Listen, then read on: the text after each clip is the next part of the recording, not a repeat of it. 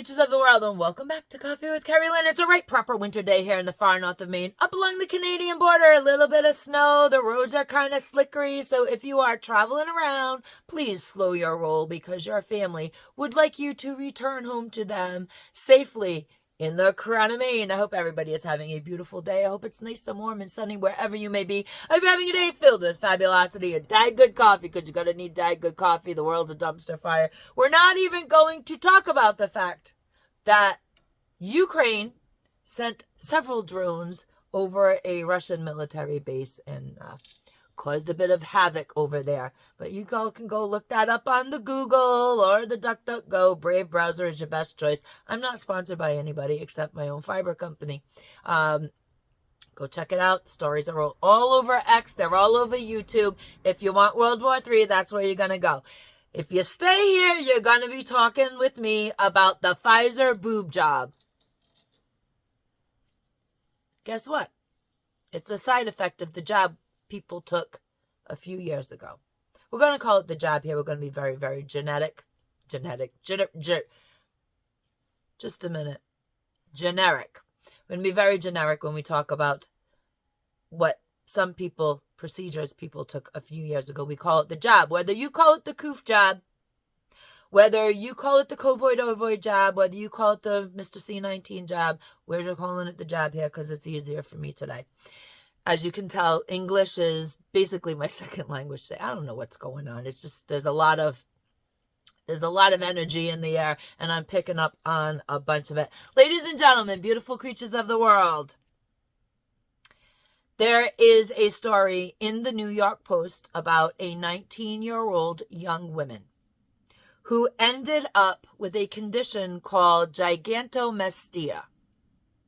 It's when the breasts grow and grow and grow. And apparently, many young women who were going into puberty, in puberty, or at the ending of puberty, who took the jab after the first dose, their breasts started to grow and grow and grow. And this particular young woman, this 19-year-old young woman, whom the New York Post did the story on, says that she told her doctors that her breasts were growing, and it happened after she got the first dose of the jab. And they said, oh, it can't be. No doubt side effect like that is coming off of the jab. Well, it turns out that her breasts grew for 6 months after the jab was taken. She has now had breast reduction surgery because, ladies and gentlemen, beautiful creatures of the world, this young lady went from a size B cup to a size double G. To put it into perspective, this young woman who was endowed a specific cup size by the Lord, because your body is made to be a certain proportion naturally. She went from a size B to a size double G cup, which is bigger than the enhancements that Dolly Parton had. And we all know that Dolly Parton went through breast reduction surgery because it was messing with her back. She was very top heavy. It was not good for her health. And this poor child, 19-year-old girl, thought she was doing the right thing. For whatever reason, chose to get the jab and became immensely well endowed. Well, she has since had reduction surgery.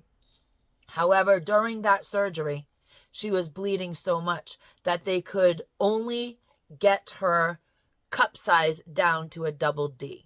She wanted to go back to a B. Turns out, ladies and gentlemen, beautiful creatures of the world, turns out Pfizer may have known about this as a side effect for young ladies going through puberty.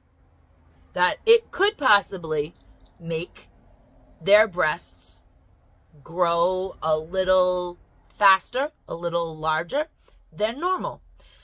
You see, ladies and gentlemen, beauty is big business.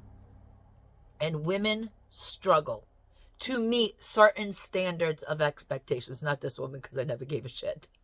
I did not care about what was going on in Hollywood. I did not care about the latest makeup trend. I did not care about what I had, what I didn't have. I've never really cared about my weight. It just wasn't a thing for me. I was a tomboy. I really didn't care. None of it was important to me, but society puts a lot of pressure on women to look a certain way, talk a certain way, act a certain way. And if you don't, you can't be in the club. And I never wanted, I'm an Aquarian, so I never wanted to be in the club to begin with. I have my own train of thought.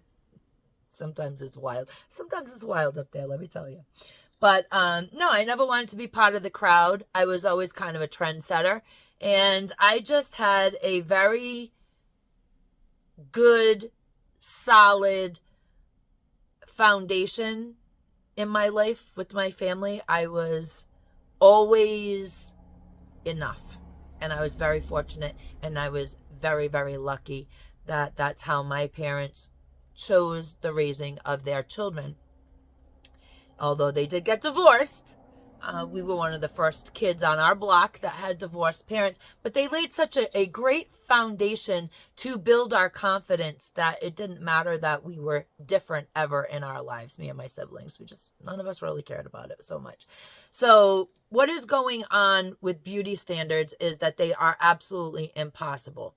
And young people are looking at the magazines and they're seeing the Photoshop, they're seeing the airbrushing, they're seeing celebrities put implants in, cheek implants, chin implants, they're getting lip plumping stuff injected into them, they're getting Botox so that they don't have wrinkles, they're constantly dyeing their hair, they're constantly putting in hair extensions, they're constantly doing butt implants. And they're enhancing their breasts on a constant basis. And this becomes the beauty standard. This becomes what young women, teenagers, say is the norm. This is normal, and it's not normal. Normal is what God gave you. Normal is your God-given proportions. That's normal. No enhancements. That's all artificial. And people want to do this, continue to do this. And Pfizer knew that there was a chance that the jab could do this to young women. Well, the plastic surgery industry just might be changed forever, because now Pfizer is collecting the data on the young women that this has happened to. And instead of going under the knife, you might be able to get a jab for a boob job now. It's absolutely evil. It's absolutely sinister what happened with that jab, to be released to the general public like it was, to have states, to have employers mandate this for their employees. And I think each and every one of those employers, if you were employed by somebody and they said it's your job or the jab, sue the hell out of them. More people need to sue the hell out of their former employees. Whether you walked off the job because of the job. We know a lot of people in the medical industry that walked off the job at our hospital. I know a lot of people that stayed and got sick. Sue the shit out of your employers, because this is absolutely crazy. And now Pfizer wants the data. They want the data because, wouldn't it be such a thing where women didn't have to go under the knife? You just got a little shot and you got all kinds of enhancements. No, it would not be a good thing. Pfizer, it would not be a good thing for anybody to have something put in their body and have their body augmented like that. Because this young woman, it took 6 months for her breasts to stop growing. And then when she got the surgery to reduce the breast, she was bleeding so profusely they could only get her down to a double D cup. Absolutely sinister. Ladies and gentlemen, beautiful creatures of the world, this is a story from the New York Post. The New York Post put it out about 2 days ago. So go do your research. Google up the Pfizer Boob Job. Everybody's talking about it.